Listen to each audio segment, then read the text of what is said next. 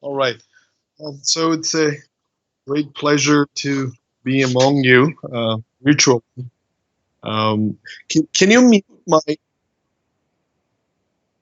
your microphone for now?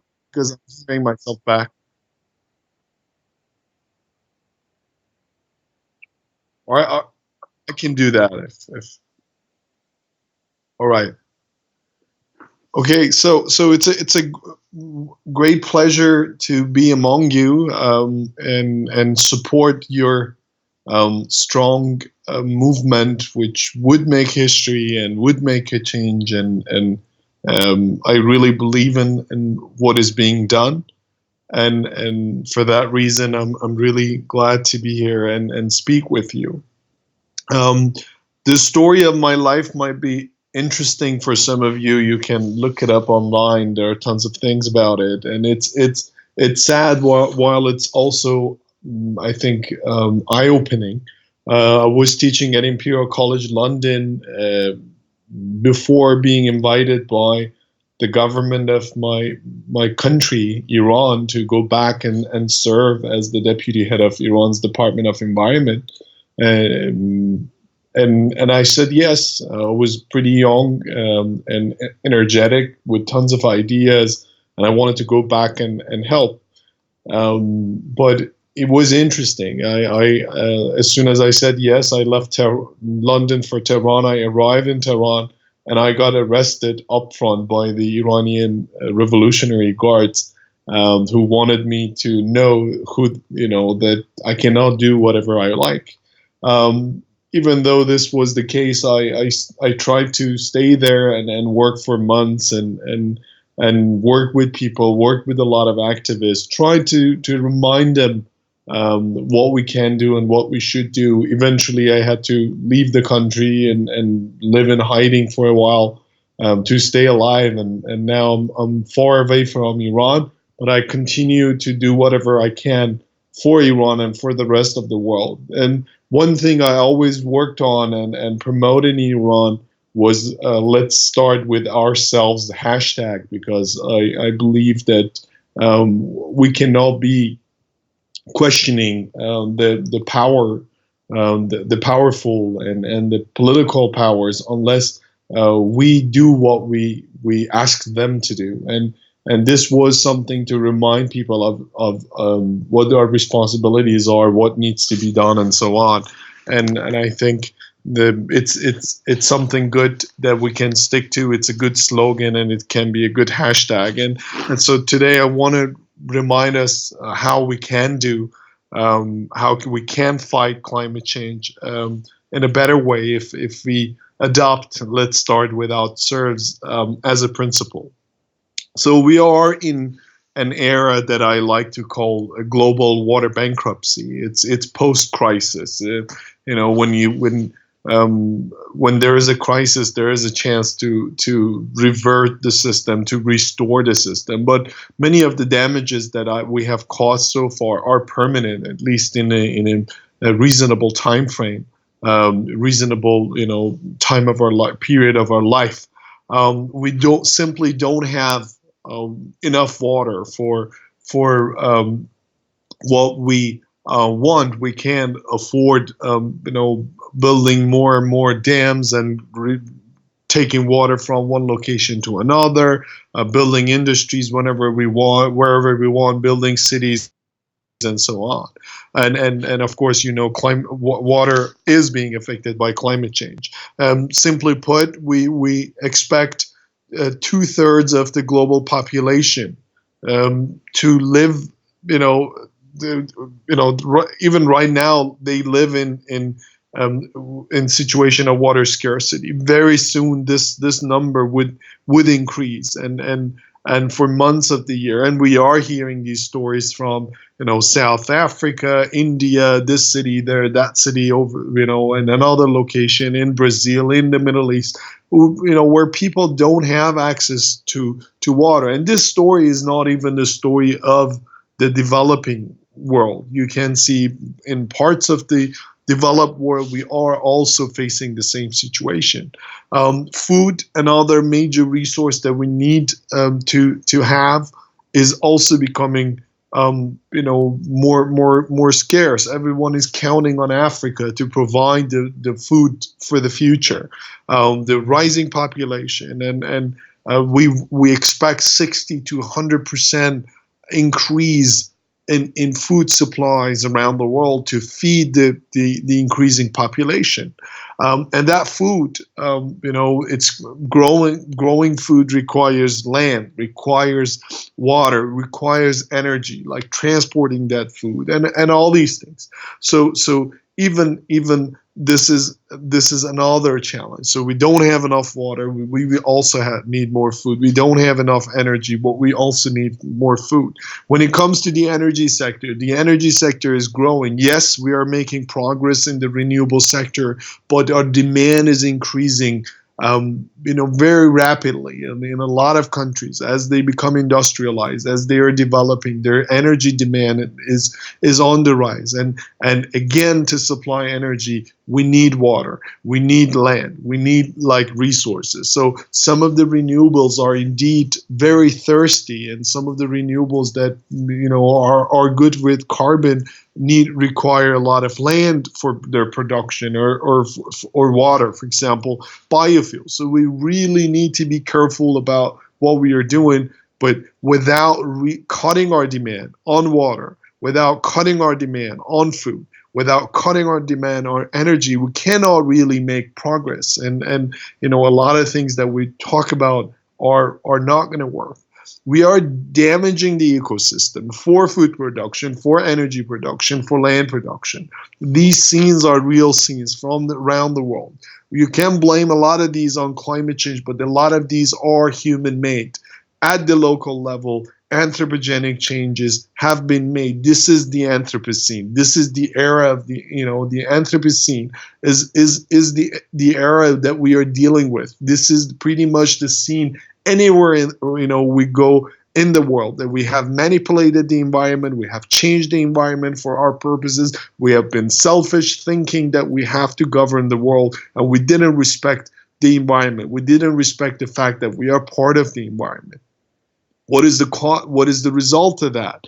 It's inequality, right? In parts of the world, people are living a happier life than other parts of the world. Those who have more money can live a better life, and this continues into the future. The victims are school children. The victims are women who have to go after resources, the ones who have to farm for us and feed us. We simply buy the food that wherever you're living, the food comes from other parts of the world, the parts of the world that are already that have been already affected by environmental damages, by climate change, by water shortage, by land grabbing and land shortage, by corruption. And these are the people who supply food to us. We buy their food at a very cheap price. We virtually buy their water, because any food product that you eat has water content, it has energy content, and so on. And we simply don't pay for it as much as they deserve. So again and again, those who lose in this game, those who lose in this unfair battle, are those who are affected the most, who need our attention, who need our help. So more than so we might consider climate change as an environmental problem, but it is a human problem. It's an inequality problem. It's a problem of like any other problem that we are dealing with. We are fighting for the rights of women. We are fighting for the rights of our children. We are fighting for human rights. And whatever is happening around climate change is also a human rights issue that we need to fight for. This is Lake Urmia in northwest Iran. Is a lake in my country, which used to be a large hypersaline lake, a tourist attraction. People go in there enjoying their lives, and over the years we have simply dried it up by diverting the water, frequent droughts added to what the bad human decisions, not paying attention to the environment, and things have got worse and worse. With any sort of ecosystem damage, wetland loss comes fish losses, serious ecosystem damages to the fishermen, to those whose lives are tied to this, to those who were like making money off of tourism. So pretty much this is what we are seeing in Middle East and many other parts of the world. We are now seeing more and more dust storms. Dust storms are transboundary. They dust particles travel around the world. And only because we have lost water, only because the temperature has gone up, the soil moisture content, the soil moisture has been lost because of increased temperature and because of frequent droughts, and this is what we are seeing. What is this problem? It's a serious health problem. It's a serious health issue. So those who inhale dust get cancer, get lots of respiratory, lots of diseases that we still even don't know how to handle. So it's not about the problem of future. So a lot of people talk about climate change like it's a problem of the future, but what we have, the anthropogenic changes, the combination of climatic and human changes have already affected us, and they're very serious. What's the result? What is happening? I'm not claiming that climate crisis, and droughts are the causes of all the conflicts that we are seeing around the world,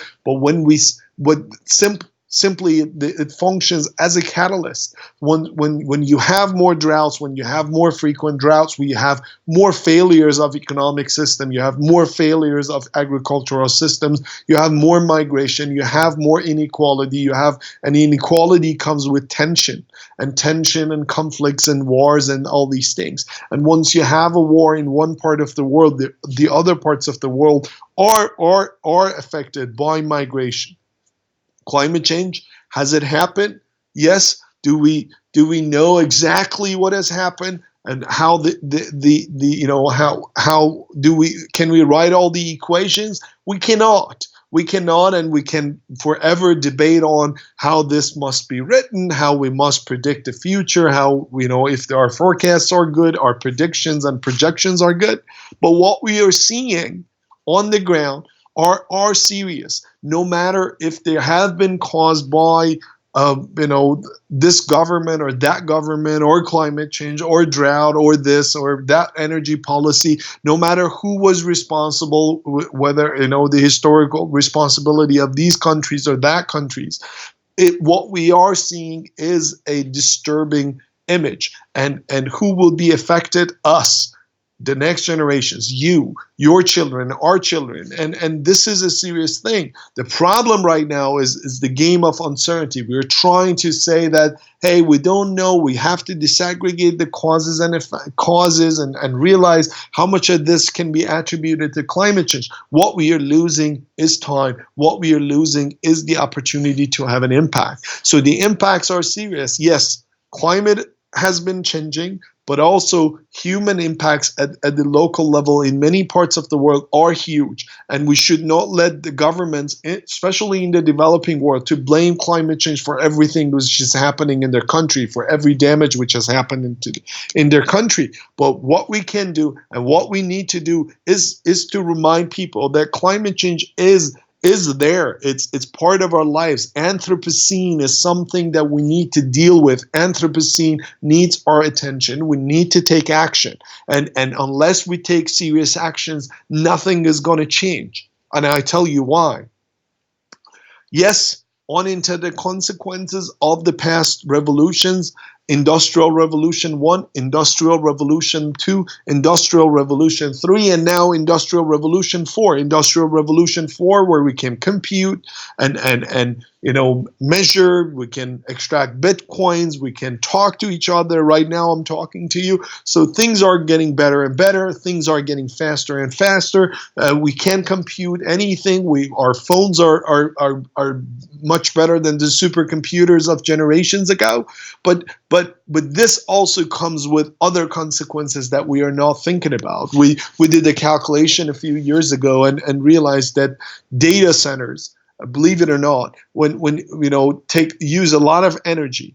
Downloading 1 gigabyte of data takes a lot of water. At the upper level, at the higher extreme, the water footprint of downloading 1 gigabyte of data is equal to water footprint of 1 kilogram of tomatoes. So right now that I'm talking to you, I'm causing damages to the environment. I'm costing water. I'm costing energy, and I'd better say something useful. And I'm glad I didn't fly all the way there, with huge greenhouse gas emissions to deliver my points. And this, technology allows us to do that. Now, the problem here is the problem of a tipping point.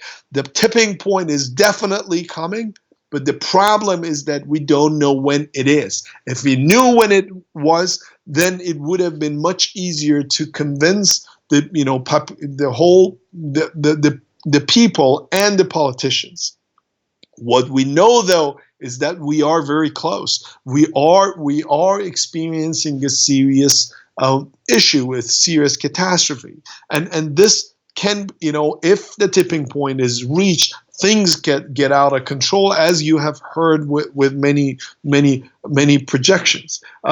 So in this industrial revolution, with all the computational power, with all the power that we have to communicate with each other and with people, we'd better take action. And I think this is where we can take advantage of the industrial revolution to talk to the people directly. We don't have to have the media on our side. We can go and directly communicate with people. We can't. It doesn't matter how much they want to censor us. The media, the newspapers, they can attack us. They can write about us. They can say that we have political agenda and we are in a right direction. But right now we can talk to people. And the good thing about people is that people, realize what is true and what is not. The only thing we need to pay attention to is that anytime we try to solve one problem, we created new problems. And we need to make sure that our solutions to climate change are also sustainable. Because, if you want to solve the world's energy problem or climate change problem with biofuels, and biofuels are going to cost you more water than fossil fuels, then you're creating another problem in the water sector. If you're causing damages to Africa for solving climate change problems, and tomorrow there would be hunger in Africa, this is not a fair solution. A lot of the discussions right now are about the fairness of the solution. Again, we know what the solution is. We know how to do it, but because we think it's unfair, we don't do it. I was negotiating for Iran when I had my role. I was a COP negotiator, climate change COP negotiator, when serving in Iran, and yes, I was also debating that there is historical responsibility. The European countries, the U.S. and some of the big economies have caused what we are seeing today, and there should be some responsibility there. These guys have to pay for the cost of the transition, but we cannot wait for the politicians to fight and argue forever. What we have to realize is that we are dealing with a complex problem. It's a complex human nature system where we make a decision as humans. We manipulate the nature. The nature would have some feedback on us, and things keep changing and changing and changing. And then there is feedback in a complex system. In a complex system with lots of uncertainties, with lots of interrelated dynamics, there is no way we can get the science right. There is no way we can come up with a convincing narrative that is, scientifically valid and convincing to everyone. It takes us forever to do that. What we need to realize is that this system is complex, and the systems that we are dealing with, that I'm talking about, water, food, energy, climate, and the environment, is just part of this bigger system. The problem is that while we are on the right side of this, this figure that I'm showing to you, the politicians are on another side, where they are concerned with employment, when they're concerned with economy, when they're dealing with lots of other things, and they do not want to pay attention to these systems, which to them is a small part of the universe, because they're much more concerned about their votes and re-election. And you think they're dumb? They're not. Politicians are very smart, and they're smart for their purposes, for collecting votes, for convincing for being populist, for selling you the wrong narratives, for for boosting the economy in the short run, for selling you cheap products at the expense of the environment. Because anything you want to do for the planet, anything you want to do for the environment, has a huge political cost. If you want to raise the price of energy, there would be reaction. If you want to do something good for the environment, if you set a law, if you pass a law, if you implement a new restriction, people get mad at you because they don't know and they don't see the value of these things immediately. It takes a long time to damage the environment, and it might take a much longer time to fix things. And no politician wants to do that, because they're so busy with economy and employment and public infrastructure and health and foreign policy and defense and fighting and spying on other countries and invading other countries, that they don't have time for the things that we care about. So what they end up doing, and I'm using my own photos here to just not to insult anyone, is that in the political world, cheap talk is what you use, because it's really cheap to talk. It's really has no expense and no cost to you to get into meetings, to take photos, and to promise to solve all the world's problems, knowing that in a few years you won't be in office and no one would even question you for the things that you haven't done. So then the politicians keep taking photos and smiling and saying things which cannot be achieved, setting targets and agendas that cannot be achieved.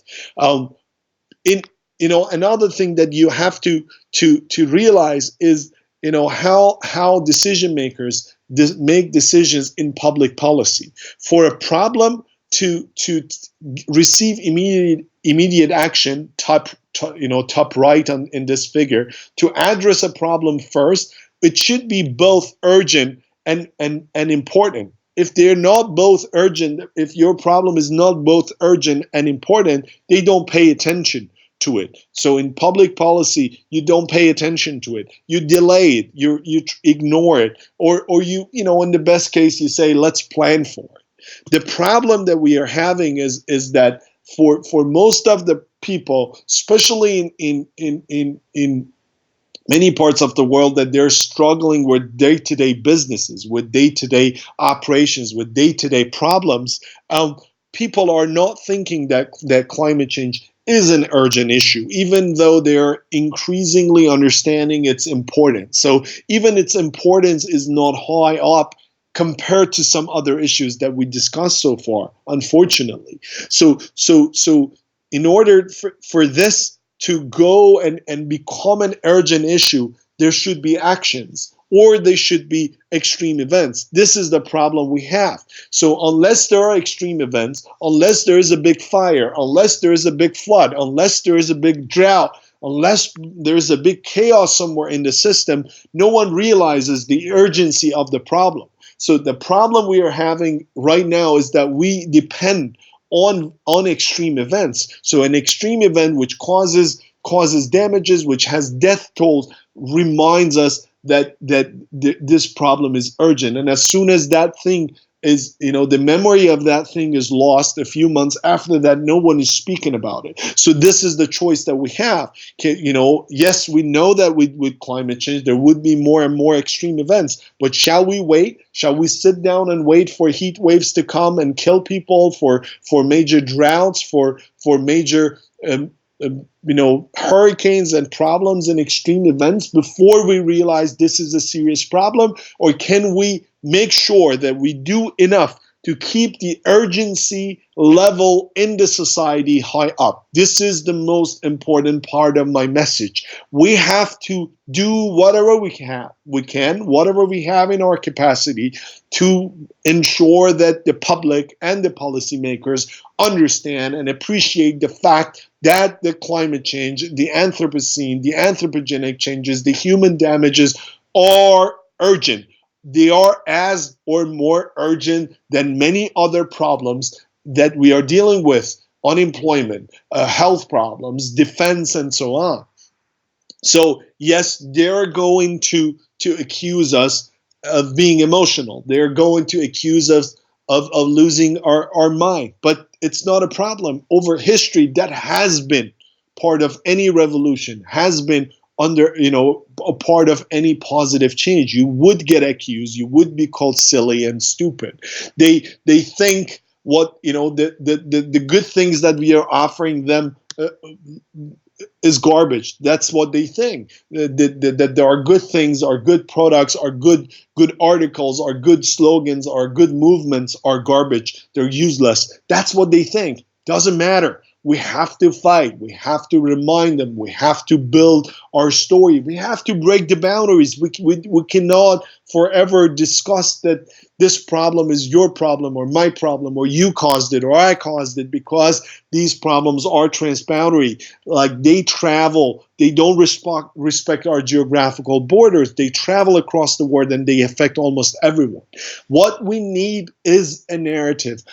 Right now, a lot of these narratives are here and there, but they're set in different forms. That is why they're confusing for the public. The public is still confused and is between us. They're getting caught between the politicians, between the scientists who come up with their narratives. They cannot sell one narrative. The narrative we need to sell and we need to package and we need to promote is that we have already been damaged and this damage is serious. No matter if it has been humans or natural climatic cycle, no matter what has caused this, we are seeing the current state of the world, and the current state of the world is very scary. The tipping point is coming very soon. If you know that, we all buy insurance for our life, so it's simply the same thing. We need to take actions. If you know that accidents are part of driving, you should know that damages like this is part of the running the world and living on the planet, and you have to take actions. And if you buy insurance, it doesn't mean that you don't need good driving skills and you should speed up and you should do whatever you like. If you know that accidents are there, you would be a better driver. So we also need to do a better job in communicating to people and also taking responsibility for actions and changing what we are doing. Right now, we are not communicating enough. The debates are with the policymakers a lot of times. What we need is to talk, is talking to the public directly. This is what I learned in office. When I sat in my office, I realized that now that I even have power in politics, I cannot implement some of the things that I like because even the public doesn't appreciate the good things that I might be doing. We need to talk to the public. We need to educate them. We need to talk to them directly instead of only talking to the policymakers. This is the mistake that a lot of scientists like myself have made, that they only talk to the policymakers because they think they have the power to implement changes. Yes, they have the power to implement changes, but their incentive system is after, has been built around votes and better economic booms and all these things. So what you need to do and what we need to do is to put weight on their shoulders. How do we do that? By informing the public. An informed society would put pressure on the politicians to make changes. And right now in the United States, if the American voters know what a big disaster we're dealing with, they would ask the next president, but for taking action on climate change. But if this pressure is not there, the next election would be like the last election, and then yeah, we all know what the outcome was. So let's start with ourselves. Is a principle, is something that we need to think about, because climate change adaptation, to actions on climate change, must be a part of our lifestyle. Actions and discussions and debates about climate change must be integrated into our daily lives. They should be at dinner tables and kitchens. This is the level of the discussion. And once we do that, once we take responsibility, once we change our behavior, people around us would change behavior. People in our network would change their behavior. They affect each other. They affect one another. And once you have a society which cares about certain things, that society would also put pressure on the politicians. And would also appreciate the good actions by the politicians, would set penalty and incentives for the politicians to action. What I'm trying to argue here is that we cannot win the blame game. If we all we want to do is blaming the politicians, blaming the past politicians, blaming this person, blaming that person, we're not going to get anywhere. In addition to the blame game, we need to also incentivize people. We need to also remind them why it matters. And we need to start with ourselves. We need to also take actions. If I am a responsible person, if I'm an environmentally responsible person, then I can ask questions. I see articles coming out and saying, oh, banning straw, banning plastic doesn't make sense, doesn't have any effect while we have so many polluters around the world. Of course, absolutely, those changes make an impact, because once people realize what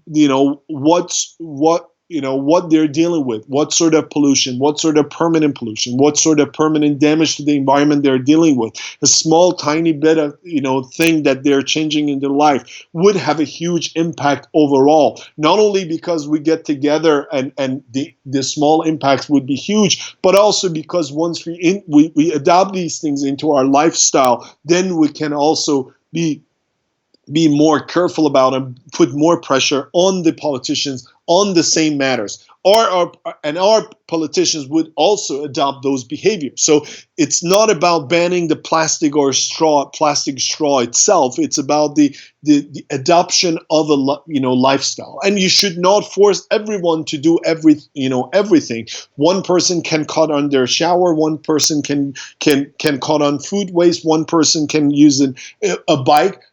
The combination of these things would make a society which is more careful about the environment, which cares more about the environment, and would put more pressure on their politicians on the environmental matters. And so don't lose hope. Stay hopeful. I really love what you guys are doing, and I'm in full support. And I hope I can contribute more. And if there is any question, anytime, I'm there for you.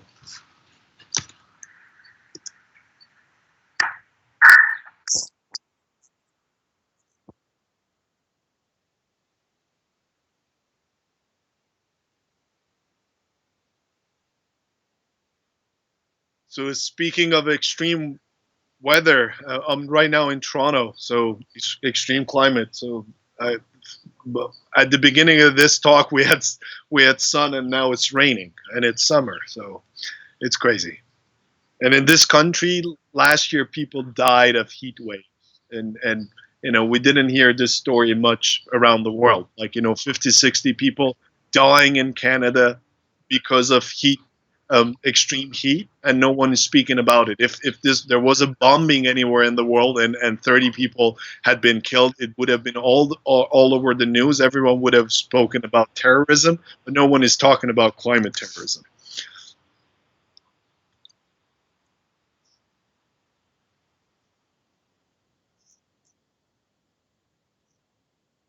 I can't hear you well.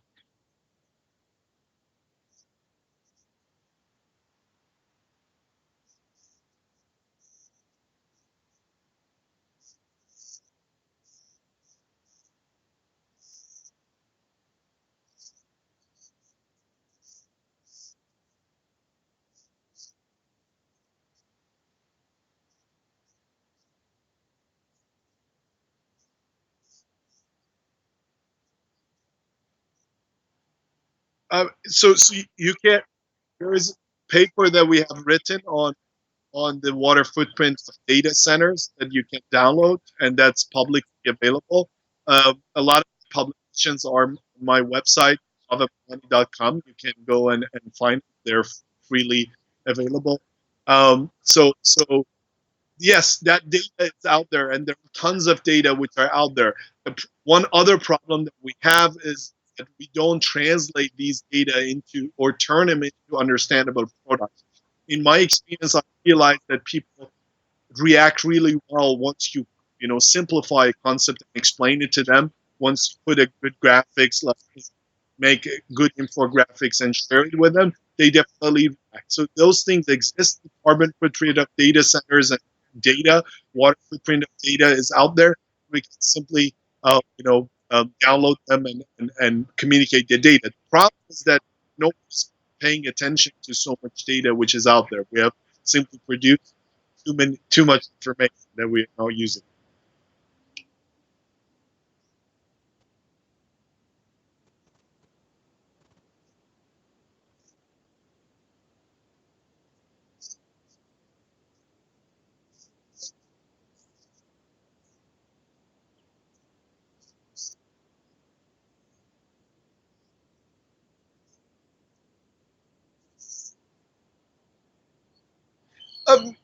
So we need to be careful about this statement. We need all forces together, right? So not all scientists should come in front of camera and talk because simply a lot of them are not good actually, and this is the chaos we have created because we keep talking about uncertainties and the projections of the future, and people get confused. We need people who are translators, who are skilled with translating data. My strategy has been to work with. When I was in office, I was working with actors and actresses and celebrities, and I was asking them to present things to the people. I was the one who was educating them on certain things, and then having them talking to people. The people who are good with speaking to people, who are good with simplifying things, and I think a lot of scientists simply confuse people. A lot of people who are very knowledgeable are not good. But do we need their science? Yes, they still have to study and do things. They can publish their things in their journals, but we can also go there and find what they have done, then turn them into product. They can be put on social media, but you can also do you know talk to people directly, go out in the street and talk to them and show them different things. Some people respond to visual products. Some people will, respond when they hear. Some people respond when they see their friends changing their behavior. We have all these sorts of things, and for all these people, there should be a menu of like actions. My point.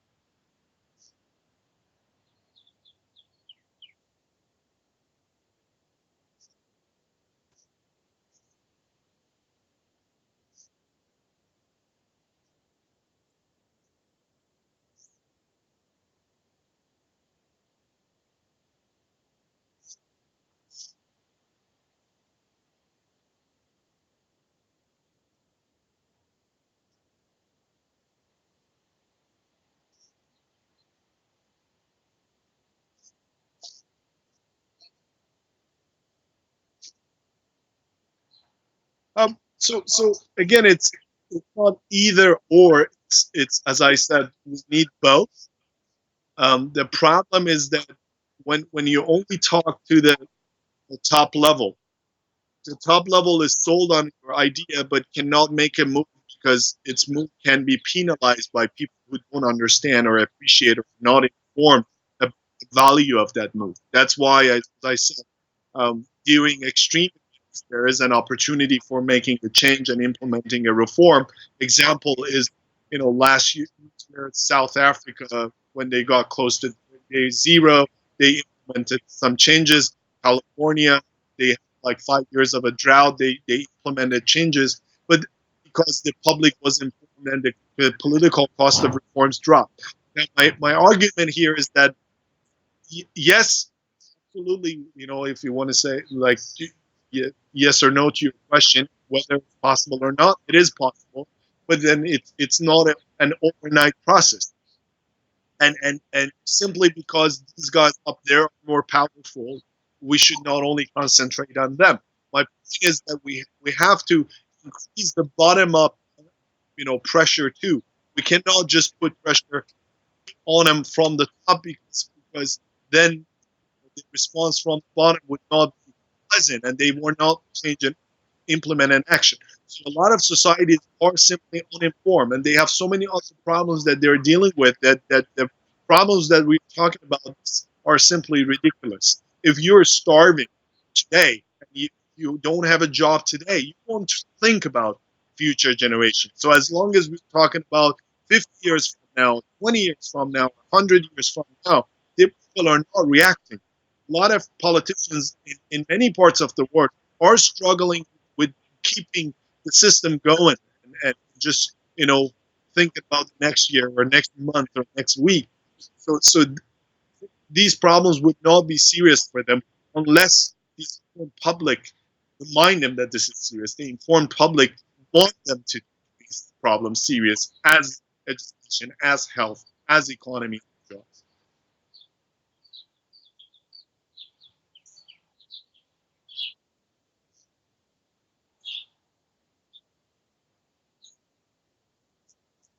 Thank you. Thanks for having me. Take care.